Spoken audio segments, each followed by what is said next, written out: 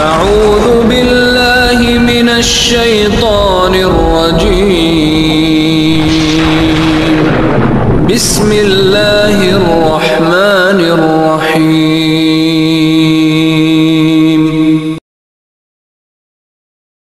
حاضرین، حضرت رابعہ بصری رحمت اللہ علیہ مخدومہ پردہ نشین، سوختہ عشق و اشتیاق، شیفتہ قرب و اختراع تھیں۔ آپ شب و روز عبادت میں رہتی تھیں۔ آپ کو حج کا شوق ہوا۔ ایک گدھا بہت لاغر آپ کے پاس تھا، اس پر سامان لاد کر چلی۔ راہ میں گدھا مر گیا۔ دوسرے ہمراہیوں نے ان سے کہا ہم آپ کا اسباب لے چلیں گے۔ آپ نے کہا تم سب جاؤ، میں تم لوگوں کے بھروسے پر نہیں آئی ہوں۔ قافلہ چلا گیا، آپ تنہا رہ گئیں۔ آپ نے درگاہ الہی میں عرض کی کہ ساری کائنات کے بادشاہ عالم کیا ایک غریب عورت کے ساتھ یہی معاملہ کیا جاتا ہے کہ تو نے پہلے مجھے اپنے گھر کی طرف بلایا، پھر راہ میں گدھے کو مار ڈالا اور تنہا بیاباں میں یوں چھوڑ دیا۔ آپ کی مناجات ختم نہیں ہوئی تھی کہ گدھا زندہ ہو گیا۔ آپ نے پھر اس پر اسباب لادا اور مکہ معظمہ کو چلی۔ حضرت رابعہ بصری قریب مکہ معظمہ کے پہنچی تو چند دن بیاباں میں قیام پذیر ہوئی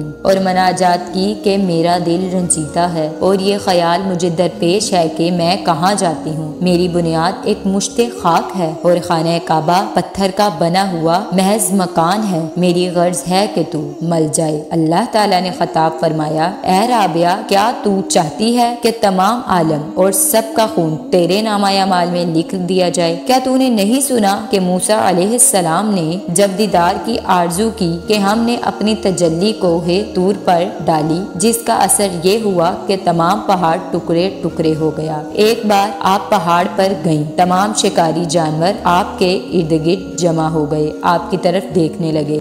اتنے میں حضرت حسن بصری رحمت اللہ علیہ بھی وہاں پہنچے۔ آپ جانور ان کو دیکھ کر بھاگ گئے، سب جانور ان کو دیکھ کر بھاگ گئے۔ حضرت حسن بصری رحمت اللہ علیہ نے آپ سے دریافت کیا کہ جانور مجھے دیکھ کر کیوں بھاگ گئے اور تمہارے پاس کیوں کھڑے رہے؟ آپ نے پوچھا کہ تم نے آج کیا کھایا ہے؟ کہا میں نے گوشت روٹی کھائی ہے۔ آپ نے کہا کہ جب تم نے ان کے بھائیوں کا گوشت کھایا ہے تو وہ تم سے کیوں نہ بھاگیں؟ آپ سے حضرت حسن بصری رحمت اللہ علیہ نے پوچھا کہ تم نے یہ مرتبہ کیوں کر پایا؟ آپ نے فرمایا میں نے کل موجودات کو اللہ کی یاد میں گم کر دیا۔ حضرت حسن بصری رحمت اللہ علیہ نے پوچھا کہ تم نے اللہ تعالیٰ کو کیوں کر جانا؟ آپ نے فرمایا کہ میں نے بے چووں چرا اللہ کو پہچانا۔ ایک بار لوگوں نے آپ سے پوچھا آپ کہاں سے آئی ہیں اور کہاں جائیں گی؟ اس جہاں سے آئی ہوں اور اسی جہاں میں جاؤں گی۔ لوگوں نے پوچھا کہ آپ اس جہاں میں کیا کرتی ہیں؟ فرمایا افسوس۔ لوگوں نے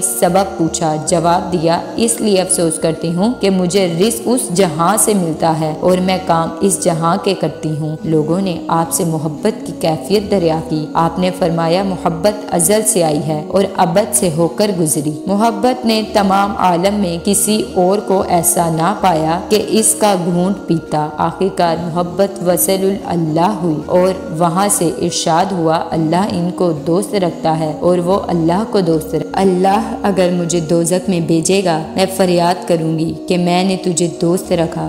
دوست کے ساتھ ایسا معاملہ نہیں کرتے۔ غیب سے آواز آئی اے رابعہ تو ہم سے بدگمان نہ ہو، ہم تجھے اپنے دوستوں کے قرب میں جگہ دیں گے تاکہ تو ہم سے بات کر سکے۔ اور فرمایا اللہ میرا کام اور میری آرزو دنیا میں تیری یاد ہے اور آخرت میں تیرا دیدار، آگے تو مالک ہے جو چاہے کر۔ ایک شخص کو عبادت کرتے وقت آپ نے فرمایا اے اللہ کیا میرے دل کو حاضر کر یا میری بے دلی کی عبادت کو قبول کر لے۔ جب آپ کی وفات کا زمانہ قریب ہوا جو مشائخ آپ کے قریب تھے ان سے آپ نے فرمایا تم لوگ اٹھ جاؤ اور فرشتوں کے واسطے جگہ خالی کر دو۔ سب باہر چلے آئے اور دروازہ بند کر دیا۔ ایک آواز سب لوگوں نے سنی، وہ آواز یہ تھی اے نفس مطمئنہ اپنے پروردگار کی طرف رجوع کر۔ اس کے بعد دیر تک کوئی آواز نہ آئی۔ لوگ اندر گئے، دیکھا کہ آقا وصال سال ہو چکا تھا۔ آپ نے اس دنیا بے بقا سے کوچ فرمایا۔ کسی نے آپ کو خواب میں دیکھا، پوچھا منکر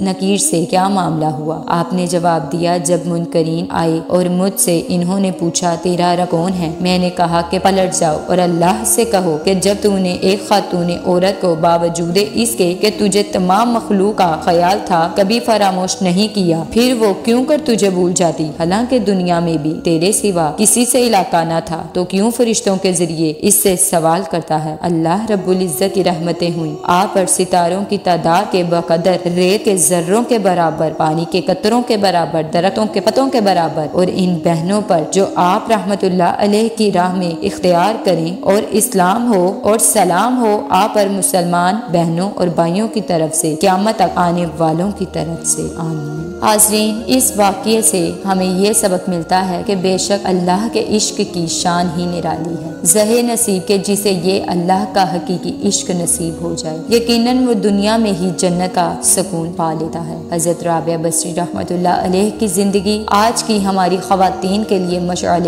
راہ ہے، اور ہم سب کو چاہیے کہ ہم اپنی محبت کا مرکز، اپنے عشق حقیقی کا مرکز محض اللہ کی ذات بنائیں۔ دعا ہے کہ اللہ تعالی ہم سب کو اس واقعے سے سبق حاصل کر کے اللہ سے محبت کرنے کی اور عشق کرنے کی توفیق عطا فرمائے، آمین یا رب العالمین۔